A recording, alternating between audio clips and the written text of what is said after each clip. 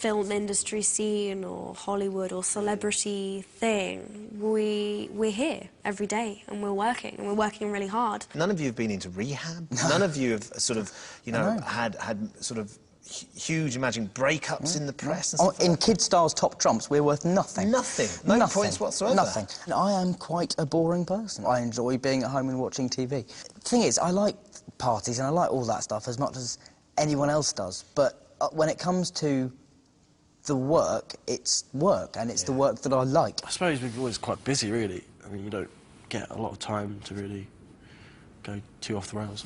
But I don't know. There's still time. Do you think that sort of you're ever going to get over being in Harry Potter? Do you think you'll ever sort of be able to leave it behind and say, right, that's done now? I'm not sure. Everyone keeps asking me now, like, wow, it must be incredible, and the memories and stuff, and you don't think of it. I don't know whether it's something to do about my age, but at this point in my life, I don't really look back at it that much and think, wow, that was, you know...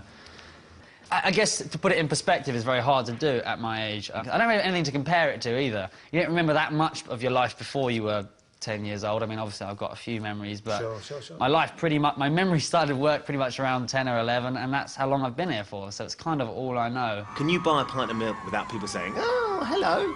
Well, yeah, I mean, it's pretty much constant and it's kind of everywhere, but everyone's always really positive. It's just I've never really seen it as kind of something to really hide away from. It's always been... Yeah, I remember once when I was in America, I think I was in America somewhere, and someone wanted a photo with me, and I put my arm around her, and she told me not to touch her. So that was probably the only kind of bad experience. She asked for your photo and then said, don't touch me. That's what you do, isn't it? I would have thought so. But yeah, she didn't want it. So that told you. Do you ever look back and think you've missed out on anything?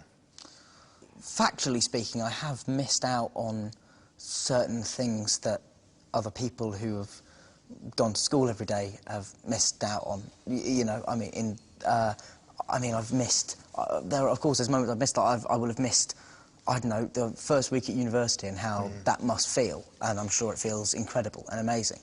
But I've had parallel experiences, though not the same, and the kind of are of the same nature, because we all sort of go through the same stuff. It's just what prompts us to go through it that sort of changes, I think. And so, yeah, I mean, I don't feel like...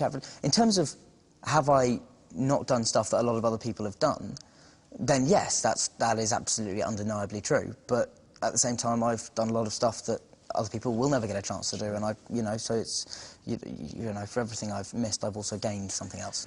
I'm very lucky that I managed to retain at the same school I went to. Still, it wasn't easy leaving the school for a month and coming back with blonde hair and blonde eyebrows, you know. I would never say that I was bullied, only because I have a very, you know, I don't consider name-calling... I didn't take it as bullying anyway. It's more just a combination of, yeah, banter and jealousy, as well as, you know, general people assuming that you're going to be someone very arrogant because you're in a film. And yeah, lots of school trips. I'll never forget, you know, that was a really sad part of it, that you book these school trips up and then they say, oh, I'm going skiing at the Alps next week. You're going what? Skiing? I don't think so. No skiing for you. And it's like, that sucks. And looking back at it now, of course, I don't regret a thing. But equally, it's not that easy when you're a youngster. I think it's been a very kind of unique way of kind of growing up, really. The other day, they gave us a DVD of our first screen test together. No. It was really weird, because I was really Cockney. Nicholas Flamel is the only known maker of the Sorcerer's Stone. The what? I was really surprised. I was really strong Cockney accent, but it's kind of over the years, I guess I've toned it down. It's been bled out of you. Yeah, but yeah, it was really weird, because they showed another potential Ron as well. Oh. Which was quite weird. And he was really good as well. No! I probably would have cast him instead. It doesn't really feel real, that it really is coming to an end. It's really strange. I can't really describe it. I keep feeling like... I don't know, I guess I'm in denial. But however much we don't want to believe it, it is all about to come to an end. In this courtyard here, they're setting up for what will become the climax of this epic battle scene. You're going to have the good guys on one side, the dark forces on the other. They're going to come together, and it's all going to kick off. But what we know is that some of our favourite characters might not make it through. Come on, Tom. Let's finish this the way we started. together. But who will survive when Harry and Voldemort come face to face for the final time? The film should leave everybody with kind of the resting heartbeat of about 160 beats per minute. You know, I mean, it certainly feels like it when we're filming it, not to be disparaging, but feels kind of relentless. You know, everything is always happening, and it's a battle to the scale of which we've never seen in this world before. It's the way a film series should end. Do you think we'll ever just have a quiet year at Hogwarts? No. There must be a very special bond between you and Dan and Rupert, a bond that only the three of you can really understand, because right back from that first experience, the first day you turn up and you playing these characters, and that first premiere, the three of you have always been there. You've been there next to each other, so you know what it's like on the inside, being Harry, Hermione and Ron. Yeah. And that must be something very unique. Yeah, I have moments where I feel quite isolated by the uniqueness of my life experience. You know, I'll never be able to explain to anyone that I meet new that what my life has been like or what it's all like, really. You kind of have to be in it. So they are the only two other people in the world who I don't have to explain myself, and they just know. They've done everything with me, and that bond that we have, I think, even more than it is to us now, I feel like when this is over, our friendship will have a new importance for the three of us, because I think when it's over, we'll need each other more than we do even now, really. I'm Harry Potter. If you could look back to 10-year-old Dan, who's just about to embark on this journey, what would you say to him to prepare him? Have a good time. I don't know, what else would I say?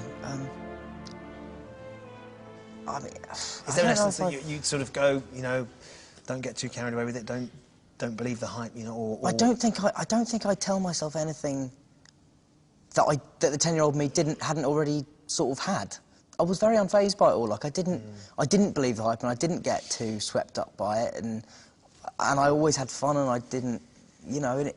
So I don't know if there's anything I would say to him. Well, that sounds awfully smug, but you know, I think any of the mistakes that I've made that I could give myself clues to when I'm 10, I wouldn't, because it's essential that I make them, and they've absolutely formed a huge part of the person that I am, along with everything else in my life. So, yeah, I mean, I don't know. I mean, I'd just probably tell him to not eat the food in the Great Hall after the third day of a scene. Well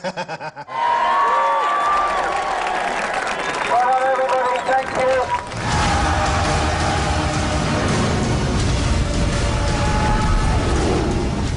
So, 7 books, 8 films, and more than 10 years later, it's all come to an end. Only I can live forever. To be able to come to this extraordinary film set for the last 5 years, to snoop behind the scenes, to get to play with the props and to meet the stars has been truly magical.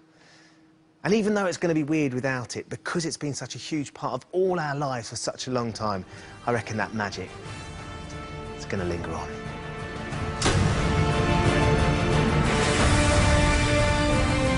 Time to try and outsmart regulars Jason Manford and Peter Andre. Odd One In is next this evening. Penn and Teller are back at 9, and Jack Dee, Jimmy Carr and Catherine Kelly are making the decisions in The Marriage Ref at 10.